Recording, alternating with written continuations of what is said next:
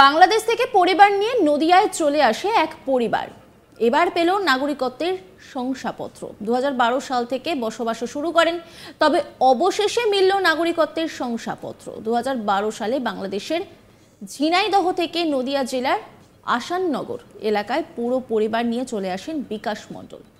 এরপরে যখন নাগরিকত্ব আইন পাশ হলো, তারপর থেকেই তিনি চেষ্টায় ছিলেন এদেশের নাগরিকত্বের শংসাপত্র পাওয়ার জন্য। এরপর তিনি অনলাইনে আবেদন করে গত 27 তারিখ মানে মে মাসের তাকে ভেরিফিকেশনের জন্য ডাকা হলো কৃষ্ণনগর পোস্টাল সুপারিনটেন্ডেন্ট অফিসে। এরপর তিনি সমস্ত ডকুমেন্ট জমা করার পর বৃহস্পতিবার তিনি নাগরিকত্বের শংসাপত্র পেলেন। বিকাশ মণ্ডল বলেন, 2012 সালে আসি, পুরো পরিবার নিয়ে চলে আসি, আমি খবর শুনে আবেদন করি, খুব ভালো লাগছে। অন্যদিকে সাথে বিশ্বাস মণ্ডল তিনি বলছেন, 2012 সালে চলে আসি, বাংলাদেশে মন খুলে ঘোরা যায় না, ওরা আঘাত করে, তাই চলে আসি, আমরা খুব খুশি। বিকাশ মণ্ডল নাগরিকত্ব পাওয়া যুবক, 2012 সালে আসি, পুরো পরিবার নিয়ে চলে আসি। তিনি কি বলছেন শোনাবো আপনাদের। আপনি কত সালে এসেছেন বাংলাদেশ থেকে?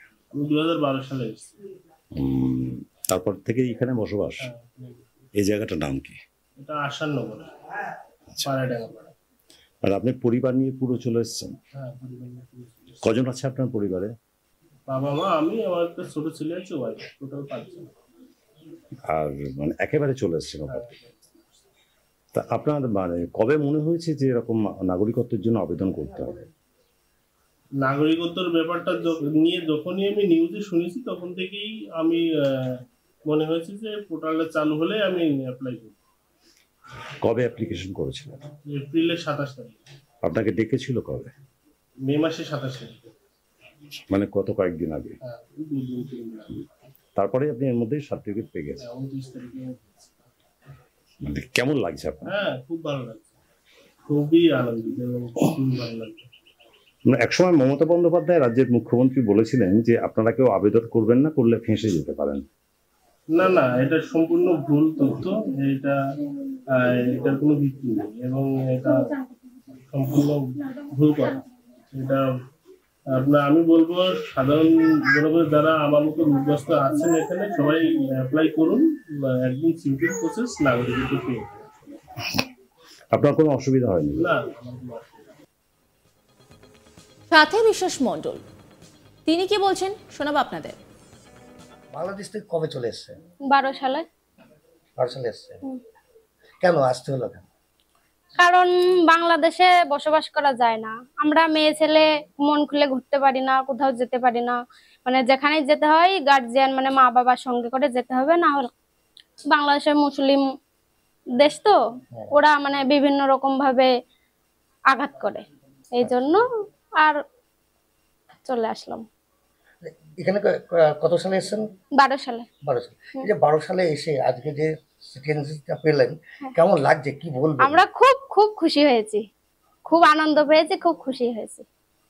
যখন এই সিএটা ঘোষণা হয়েছিল তখন কি একটু ভয় লেগেছিল? না, আমরা ভয় পাইনি। আমরা ভেবেছি আমরা এক দেশ থেকে এক দেশে এসেছি, কারণ বাংলাদেশ থেকে আমরা নিরাপত্তা ছিলাম না। এখানে এসে আমাদের যদি নিরাপত্তা দেয় আমরা সেই দিকেই যাব, তাই না?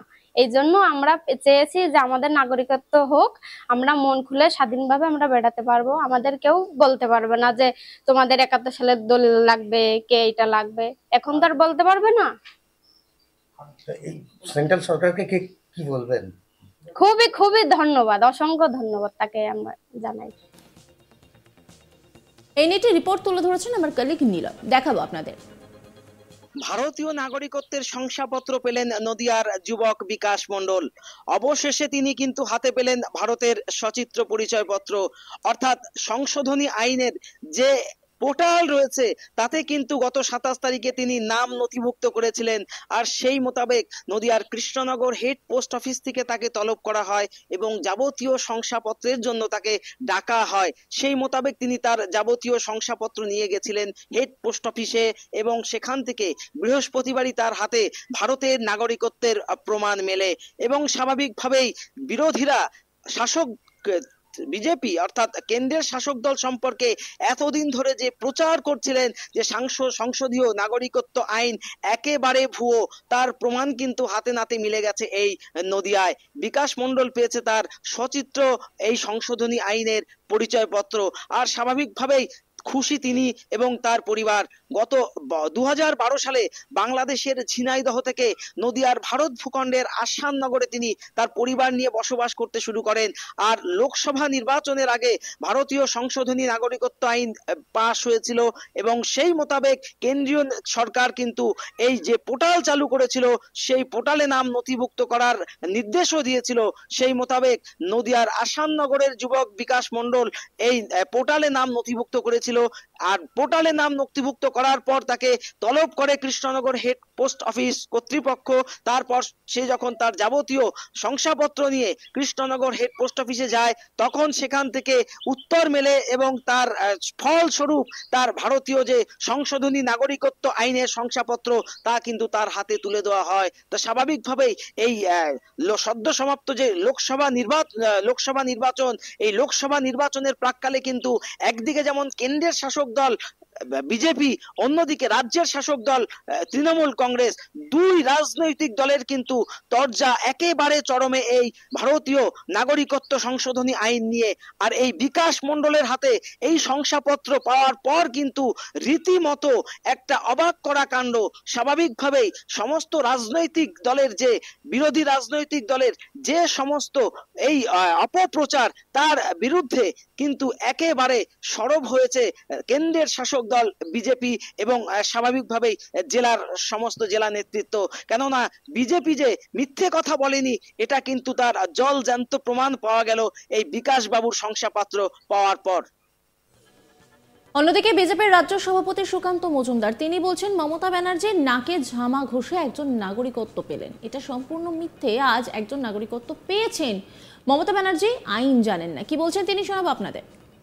দেখুন, মমতা বন্দ্যোপাধ্যায় 14 তলা থেকে অনেক চিৎকার করলেন যে কাউকে সিএ ইমপ্লিমেন্ট করতে দেবেন না উনি। আজকে ওনার মুখে ঝামা ঘষে বাংলার একজন যিনি নাগরিক ছিলেন না তিনি সিএ এর মাধ্যমে নাগরিকত্ব পেলেন।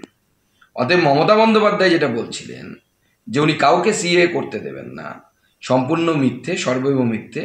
বাংলা সহ উত্তরাখণ্ড এবং বিভিন্ন রাজ্যের প্রায় অনেক কজন আজকে এই নাগরিকত্ব পেলেন, তাদেরকে আমরা স্বাগত জানাই।